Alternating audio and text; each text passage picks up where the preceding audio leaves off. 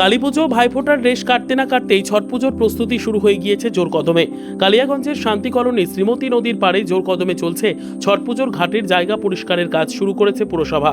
শনিবার পুরসভার পুরপ্রধান রামনিবাস সাহা নিজে দাঁড়িয়ে থেকে কাজের তদারকি করেন। পুরসভার তরফে শুরু করা হয়েছে শান্তি কলোনি এলাকার শ্রীমতীর জলে ভাসমান আবর্জনা ও কচুরিপানা পরিষ্কার করার কাজ।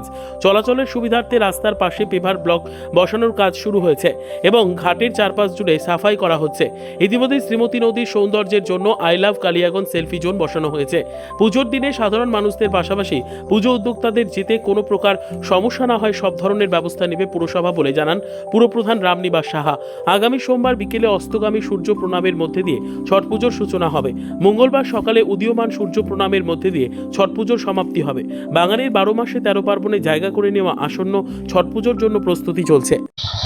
যাতে ছট পুজোতে সুস্থভাবে কাটে, সমস্ত পূজা যেভাবে কাটছে প্রত্যেকবারই আপনি দেখবেন ছট পূজা কালী পূজার পরপরই আমরা ছট পূজার ঘাটের কাজে আমরা নেমে যাই।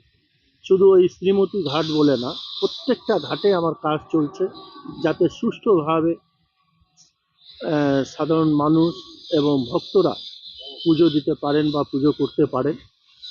তারই জন্য আমরা মোটামুটি নদী পরিষ্কার, রাস্তাঘাট পরিষ্কার, আমাদের একটা এইবার শ্রীমতী ঘাটে যেখানটায় গ্রিন স্পেস তৈরি হচ্ছে সেখানটা আমরা একটা পার্কিং জোন করছিলাম, কিন্তু সে পার্কিং জোন বন্ধ হয়ে যাওয়াতে পার্কিংয়ের জন্য চিন্তা মাথায় রেখে আমরা দেখবেন রাস্তার ধারে মোটামুটি 10-12 ফিট 14 ফিট জায়গা আছে, সেখানটা আমরা ব্লক বিছিয়ে একটা পার্কিংয়ের মতন করার চেষ্টা করব যাতে কোনো রকম কোনো অপ্রীতিকর ঘটনা না ঘটে।